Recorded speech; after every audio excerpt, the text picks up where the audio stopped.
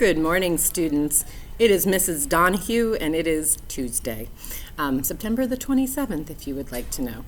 I'm making this video on the off chance I'm not here tomorrow. Mackenzie's sick. And hey, making a video like this could be useful in the future when it's not September the 27th, nor is my daughter sick, hopefully. So, today in class, we are going to be doing a note exchange. Now, if I just say that to you and I don't give you further direction, you're going to trade notes with someone else. You're going to give them your paper. You're going to take their paper. You will not look at it. You will instead talk about something else like homecoming.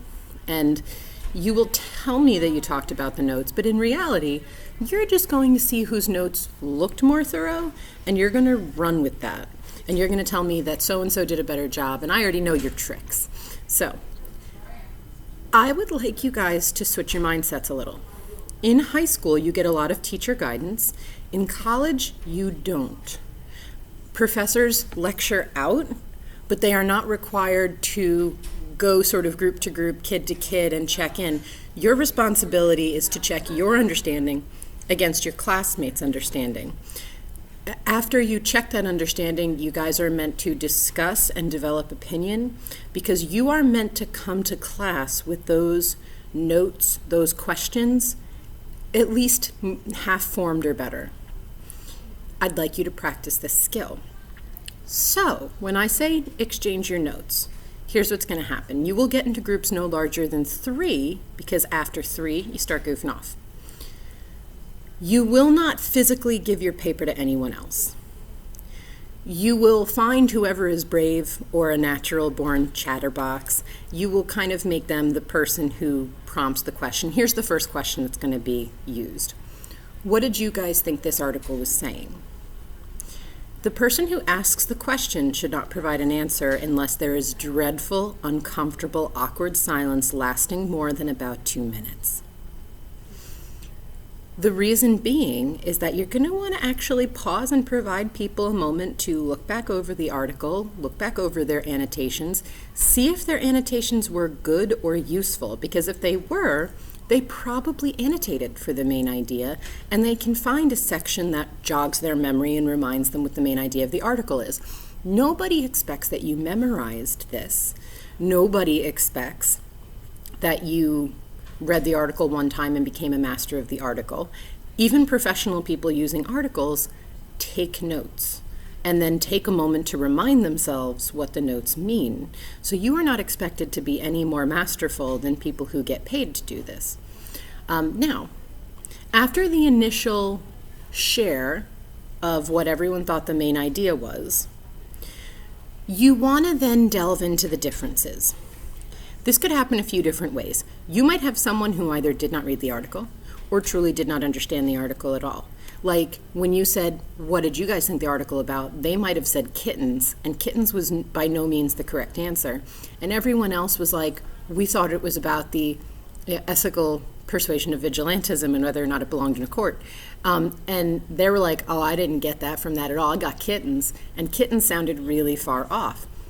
If somebody is truly far off of the message, they may voluntarily take a back seat. And you might encourage them to do so, because when one of you shines, you all shine. You don't benefit from one person doing poorly on the assignment. Sorry. I might have to pause, hang on. They're going to do morning announcements. Back momentarily. Apologies, that was the morning announcements. So you guys need to realize that you all do better when all of you contribute, because it's too hard for one person. If I asked you all to move a boulder and one of you tried, you wouldn't be able to do it. But if several of you tried, you might be able to do it. So think about these articles like that. They are tough. They are sometimes long. Sometimes they're technical. You're not meant to do this alone. So learn to use your peers in a way that doesn't just devolve into talking about whatever happened over the weekend.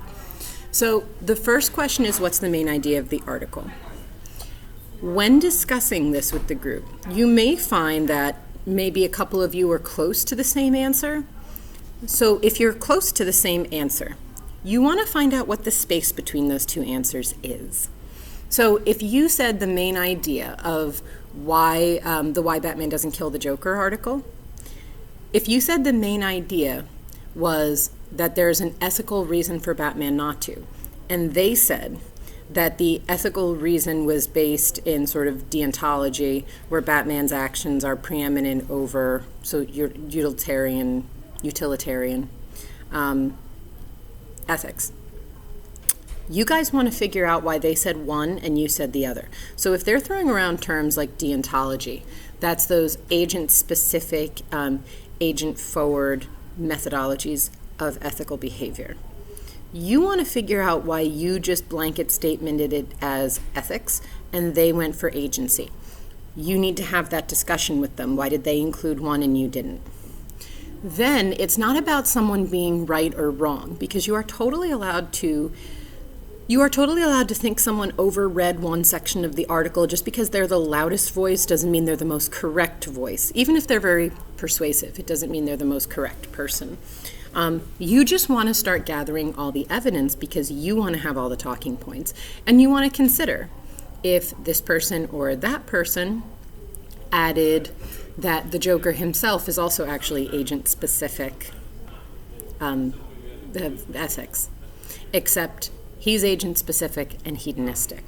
The Joker cares only for his own pleasure and his own amusement. He cares nothing for the consequences or impacts on other people.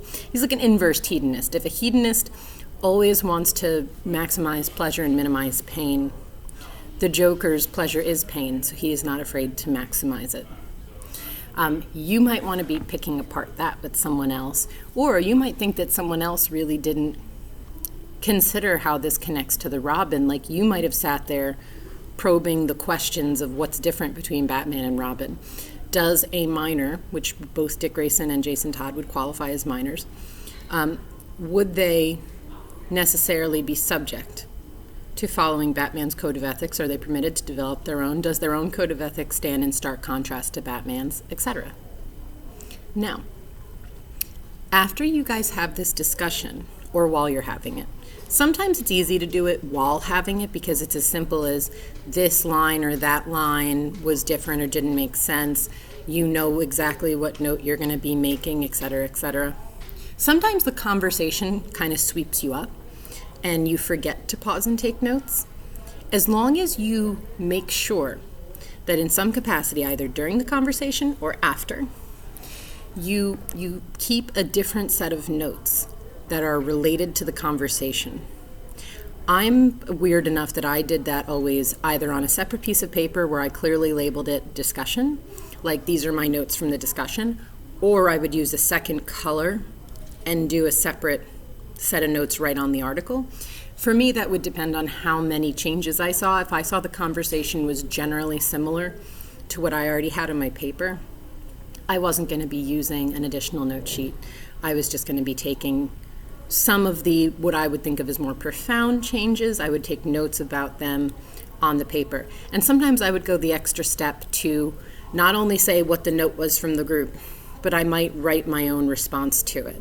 So, like, for example, if someone was like, the reason that Batman's agent-forward ethical behavior gets to be valid is that the Joker's also using agent-forward ethics, I might have a response ready to that underneath and say, while not necessarily an incorrect read, this sort of misses the point that the Joker doesn't appear to adhere to a strict code of any kind, because we do see a range of behaviors ranging from playful to sociopathic. Sometimes he is the primary agent, sometimes he merely sets up chaotic situations. In some of the runs, the Joker's just watching chaos unfold. He's not causing it to happen.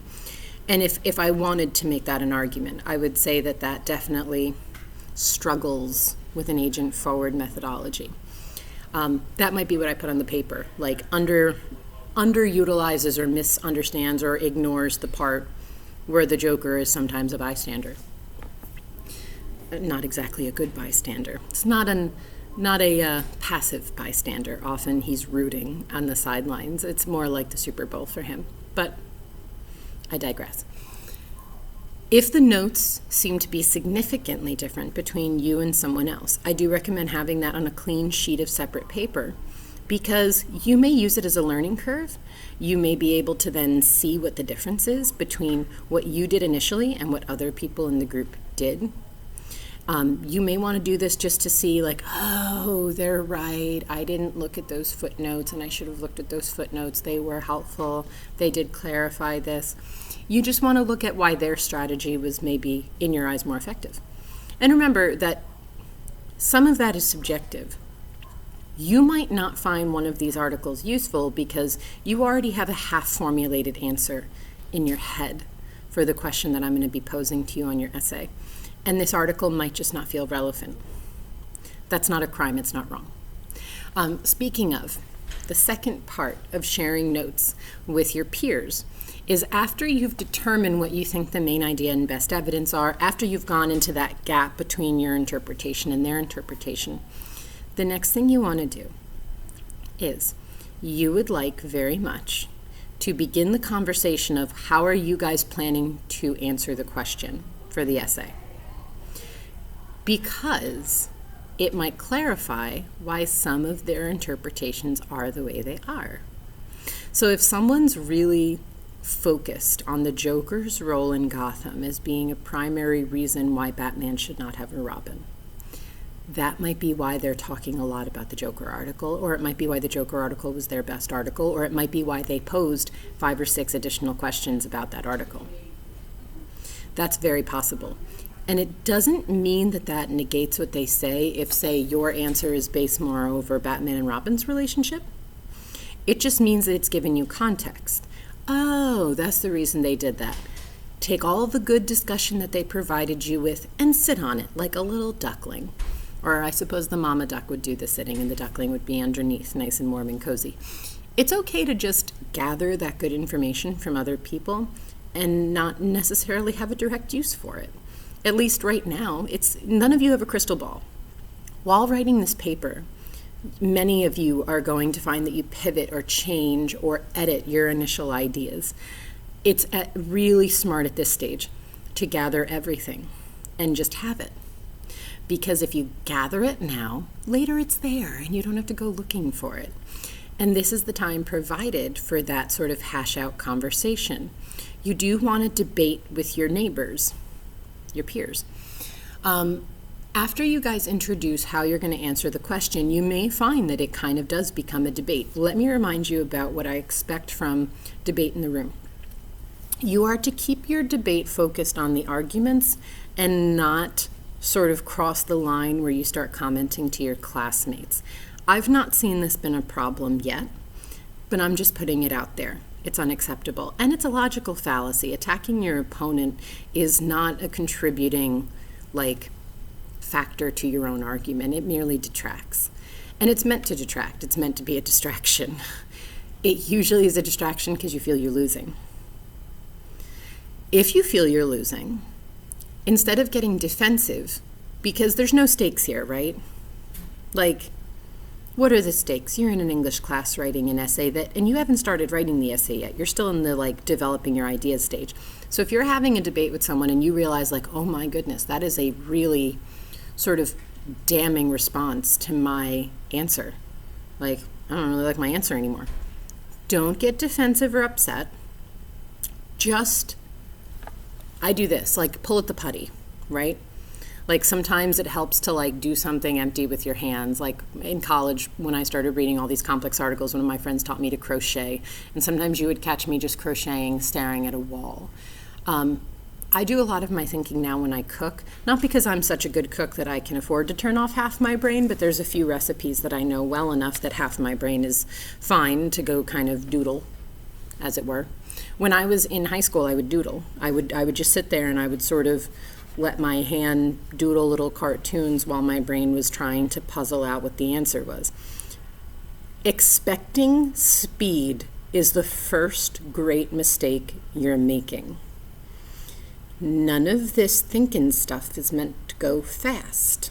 In Romeo and Juliet, Friar Lawrence has a good piece of advice. Now, this kind of is like the start and stop of Friar Lawrence's good advice. If you've read the play, you get me. But Romeo is saying to Friar Lawrence, I met this girl. I know I've been pining over Rosalind, but I just met this girl last night, and I really think that you should marry us because she agreed to marry me.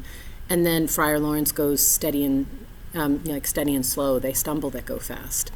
And usually the actor playing Romeo does a really good, like tripping over his own 2 feet and almost falling flat on his face move. Essentially, if you are trying to push yourself through the door because if I get this done in 5 minutes, maybe I'll have 5 minutes to talk about Homecoming, it's just not going to work. Sometimes you have to admit when something takes the amount of time it takes. Like if a recipe calls for a half hour in the oven, you can't make it 20 minutes by turning up the heat. It's just not how it works. So if you are in the process of developing a fairly complex answer, right? Because you are. The question is, should Batman have a Robin? You have been given Death in the Family and Under the Red Hood. You are being encouraged to incorporate as many additional properties as you want. That's a lot of properties. Batman started in 1939. There have been at least 9 movies. I mean, at least. That's not counting the animated series. That's not counting the 1960s TV series with Adam West and Burt Ward. You literally have hundreds of thousands of potential venues between all the different pages, all the different stories, all the different books, audiobooks, interviews, everything. So, no one expects you to have a concrete answer with all the potential evidence in 5 minutes. You have to give it some thought. You have to, part of that's going to be imposing the correct limiters. I am only going to limit my discussion to these properties within Batman. I am not going to have a sort of long-winded talk about everything that Batman's ever touched. You don't have enough pages for that. Your assignment is necessarily shorter, and you have to take that into consideration.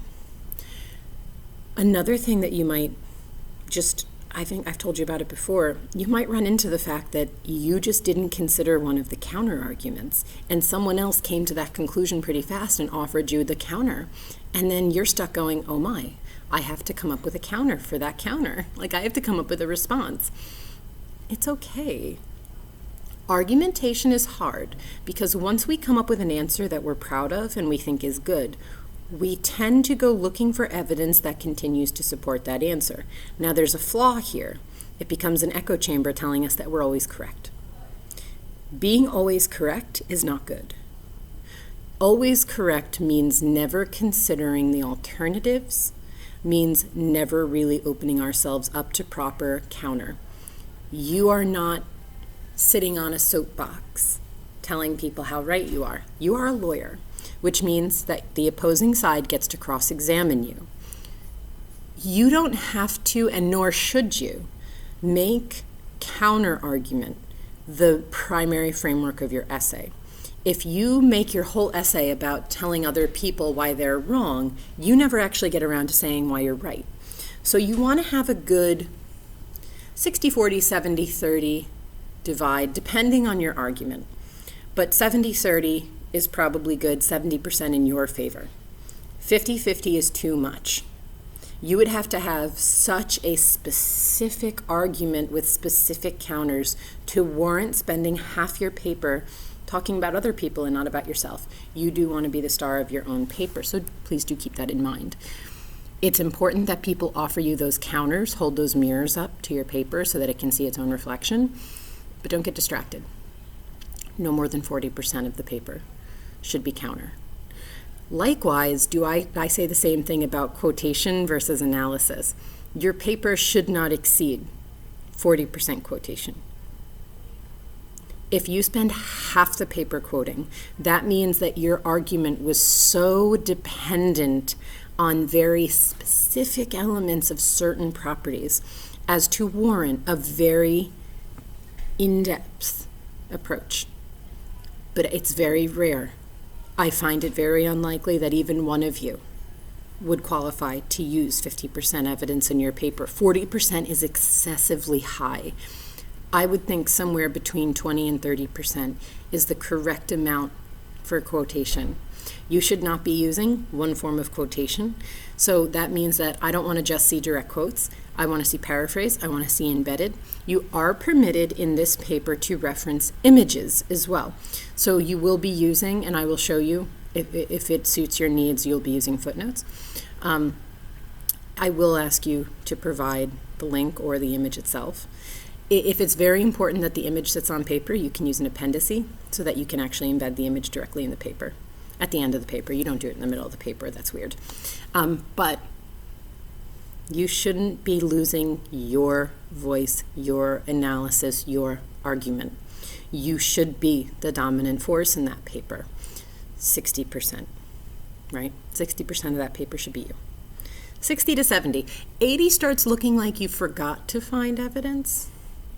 It's not bad. I've seen people do really good 80-20 splits, but it takes a certain kind of ability to put analysis and paraphrase together in a really fluid fashion. It's not impossible, and some of you are probably able to do it. But don't think to yourself, I don't have to quote because I can talk. You do have to quote because you have to support yourself. You guys are probably going to find the most success in that 70-30 split. Now, this is making up the majority of my sort of talking points prior to you breaking in to the notes. Should I be in class with you? Phenomenal. You can ask me additional questions. Should I not be in class with you? Please keep track of questions that you do have for me. If you have something like, hey, between X, Y, and Z, which one do you think is the more apt use of my notes or whatever? Please take note of that so that you can ask me when I am there in person. Email me if it's easy enough to like send me a screen cap. You're welcome to take like a picture of whatever it is you're talking about and send it to me as an email. Emails are great because they sit in a happy little inbox all in a row, and I get to deal with them as soon as I have time. So I never lose track of it.